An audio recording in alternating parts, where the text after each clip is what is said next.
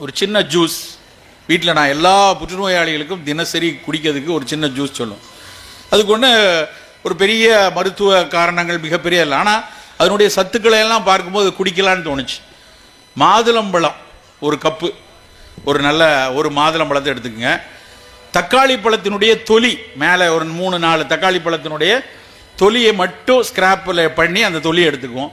ஒரு அரை நெல்லிக்காய், வெள்ளரியினுடைய விதை, இதை மட்டும் வெள்ளரி விதையை கொஞ்சம் தண்ணியில் ஊற வச்சுக்கிட்டு அப்புறம் அந்த தக்காளி பழ தொலி, நெல்லிக்காய், மாதுளம்பழம் இது எல்லாத்தையும் அடித்து ஒரு கப்பு ஜூஸ் 200 ml போல் குடித்தோன்னா அது பல புற்றுநோய்களுக்கு ஒரு பக்கபலமாக, அது நோய்க்கான சிகிச்சைக்கு ஒரு பக்கபலமாக, அந்த நோய் வேகமாக விலகுவதற்கு உதவியான ஒரு ஜூஸ். அது எத்தனையோ டானிக், எத்தனையோ மருந்து கொடுக்குறோம். நம்ம குடும்பத்தில் ஒரு வேளை தாய்க்கோ இல்லை பெரியம்மாக்கோ சித்திக்கோ இந்த மாதிரி புற்றுநோயினுடைய தாக்கம் இருந்ததுன்னா நம் வீட்டு குழந்தைகளுக்கு இந்த பானத்தை, இந்த ஜூஸை ஒரு அட்லீஸ்ட் வாரத்துக்கு 2 நாள் 3 நாள் கொடுக்கலாம். இதை சும்மா எவிடன்ஸ் இல்லாமல் சொல்லலை. ஜேர்னல் ஆஃப் எத்னோ ஃபார்மகாலஜி அப்படின்னு ஒரு புத்தகம் இருக்குது. அந்த ஜேர்னல் ஆஃப் எத்னோ ஃபார்மகாலஜியில் இதே பானத்தை அவர்கள் ஆய்ந்து அறிந்து அந்த எப்படி ப்ராஸ்டேட் என்லார்ஜ்மெண்ட், ஆண்களுக்கு மட்டும் இருக்கக்கூடிய அந்த ப்ராஸ்டேட் கிளாண்டு ஒரு 50 வயசுக்கு மேலே லேசாக வீங்கிரும். 60 வயதில் இருக்கக்கூடிய ஒரு சில ஆண்களுக்கு அடிக்கடி சிறுநீர் கழிக்க வேண்டிய ஒரு கட்டாயம், இரவில் 2 தடவை எழுந்திரிச்சு யூரின் போவாங்க.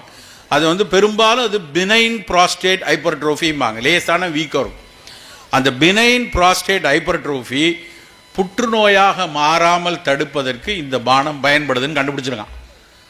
ஏன் இது வேலை செய்யுதுன்னு பார்த்தா அதில் இருக்கக்கூடிய லைகோபீன், நான் சொன்னேன் அந்த சிவப்பரிசியில் இருக்கக்கூடிய அந்த சிகப்பு நிறம் தான் அந்த பானத்தினுடைய முக்கியமான ஒரு ஆக்டிவ் இன்கிரீடியண்ட்டாக இருக்குன்னு தெரியுது.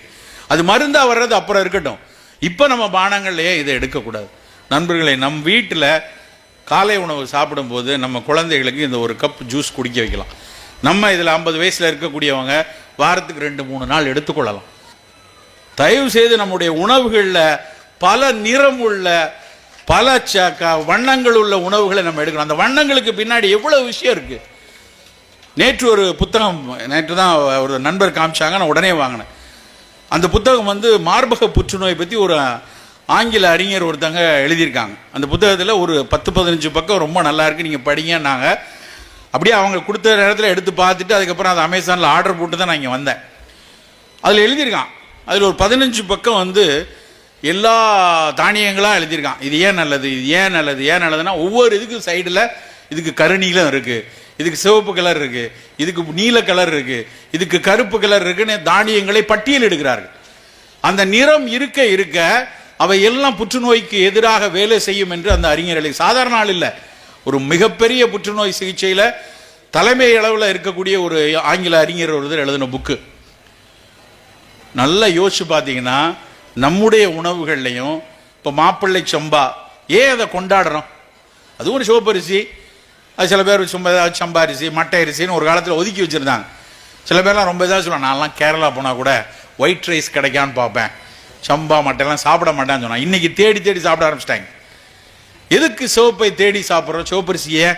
யோசிச்சு பார்த்தோம்னா அந்த சிகப்பு நிறம் ரொம்ப சாதாரண விஷயம் கிடையாது. அந்த செந் நிறத்துக்கு பின்னாடி லைகோபீன் அப்படின்னு ஒரு சத்து இருக்கு. இந்த லைகோபீன்கிற சத்து தான் மிளகாவத்தல்லி இருக்கு, தக்காளி பழத்தினுடைய தோல்ல இருக்கு, கொய்யா பழத்தின் சிகப்பு கொய்யாவினுடைய சிகப்பு நிறத்துக்குள்ள இருக்கு, மாதுளை முத்துக்கள்ல இருக்கக்கூடிய சிகப்பு நிறத்தில் இருக்கு. இதெல்லாம் லைகோபீன் ஒரு சத்து. இந்த லைகோபீன் சத்தை நம்ம போய் நீங்க கூகுள் பண்ணி பார்க்குறவங்க படிச்சு பாருங்க. லைகோபீன் சத்து புற்றுநோய்கள் வரவிடாமல் எப்படி தடுக்குதுன்னா, செல்களுக்கு இடையில போய் ஆக்சிஜன் கூறுகள் போய் சேர்ந்துக்கும். நம்ம உடம்புல பல ஆயிரம் கோடிகள் செல்கள் இருக்கு இல்லையா, அந்த செல்களுக்கு இடையில போய் ஆக்சிஜன் போய் விழுந்துருச்சு அப்படின்னா அது செல் அழிச்சிடும். அதுக்கு தேவைதான் ஆன்டி ஆக்சிடென்ட் அப்படிம்பாங்க, ஃப்ரீ ரேடிக்கல் ஸ்கேவெஞ்சர் அப்படிம்பாங்க. தப்பி போன இந்த ஆக்சிஜன் கூறுகளை வெளியேற்றுவை, ஸ்கேவெஞ்சிங். இந்த ஸ்கேவெஞ்சிங் பண்ணக்கூடிய வேலை அந்த சிகப்பு நிற அரிசியில் இருக்கு நண்பர்களே. சிகப்பு கொய்யாவில் இருக்கிறது, சிகப்பு தக்காளி பழத்தில் இருக்கு, சிகப்பு மாதுளம்பழத்தில் இருக்கு. அந்த சிவந்த நிறம் கொண்ட அரிசியை நம்ம சாப்பிட்டுட்டே இருக்கும்போது நமக்குள்ள அந்த லைகோபின் கொஞ்சம் கொஞ்சமாக போயிட்டே இருக்கும். உடனே அடுத்த நிமிஷம் சார் சிவப்பரிசி சாப்பிட்டா கேன்சர் போயிடுமா சார்? அப்படி கேட்காதீங்க. ஆனால் தினம் தினம் தினம் அதை சாப்பிடும்போது நிச்சயமாக ஒரு பாதுகாப்பை கொடுக்கும். நிச்சயமா அது ஏதோ ஒரு விதத்தில் இந்த ஃப்ரீ ரேடிக்கல் ஸ்கேவெஞ்சிங் பண்ண நமக்கு இந்த செல் அழிவை தடுக்கும். அது மாதிரி ஒரு விஷயம். ஏன் திண்டுக்கல் திராட்சையை கொண்டாடுறோம்? திண்டுக்கல் திராட்சைக்கு மேலே இருக்க அந்த கருநீல நிறம், அந்த திராட்சையினுடைய விதையில் இருக்கக்கூடிய அதனுடைய தொலியில் இருக்கக்கூடிய ரிசர்வெட்டால் அப்படின்னு ஒரு பொருள். அந்த ரிசர்வெட்டால்ங்கிற பொருள் இதே வேலை, செல்களுக்கு இடையில தங்கி இருக்கக்கூடிய ஆக்சிஜன் வெளியேற்றுது, செல் அழிவை தடுக்குது, இதே நோய்களுக்கு நல்லா இருக்கு. அந்த ரிசர்வெட்டால் இன்னைக்கு உலக சந்தையில் 1300 ரூபா ஒரு கிலோ, அவ்வளோ ரூபாய்க்கு அதை விற்கிறான். நம்ம என்ன பண்றோம்?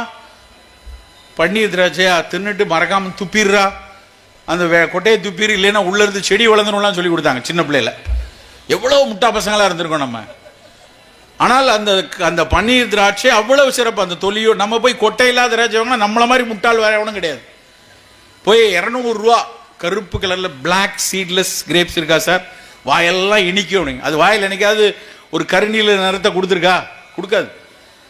ஆனால் பன்னீர் திராட்சையினுடைய துவர்ப்பு, அந்த விதையில் இருக்கக்கூடிய துவர்ப்பு, அந்த மேலே இருக்க கருநீர தொலி, அது பல வகையில் நமக்கு உதவியா இருக்கு. ஸோ வண்ண மிகு உணவை நம்ம எடுக்கணும், தேடி தேடி எடுக்கணும். அந்த கருநீல நிறத்துக்குள்ள பன்னீர் திராட்சை, சிகப்பு கலர் கொய்யாவை ஏன் சிகப்பு கொய்யா சொல்லணும்? அந்த லைகோபீனுக்காக தான். தக்காளி பழத்தினுடைய தோல்.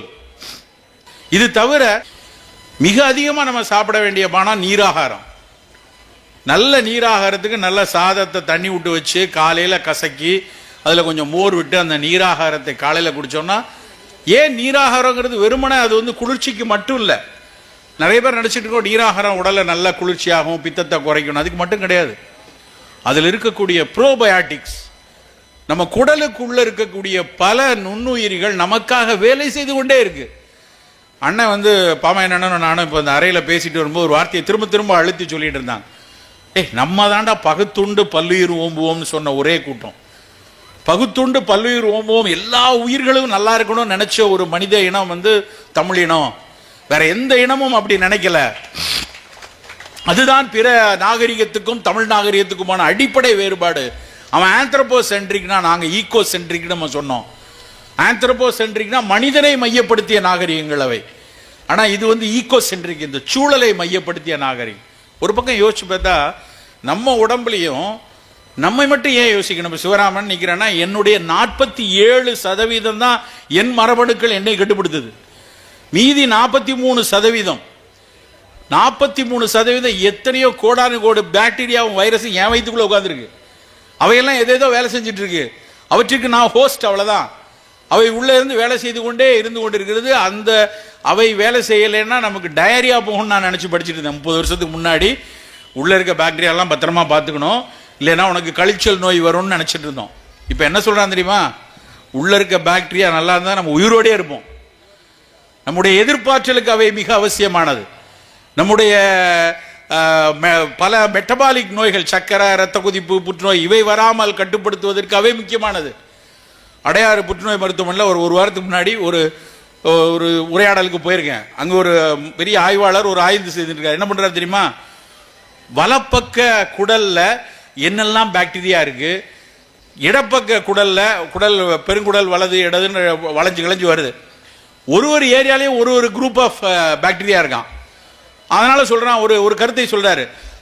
சார், இந்தியாவில் நிறைய பேருக்கு வலது பக்கம் புற்றுநோய் வருது சார், மேற்கத்தியக்காரனுக்குலாம் இடது பக்கம் வருது.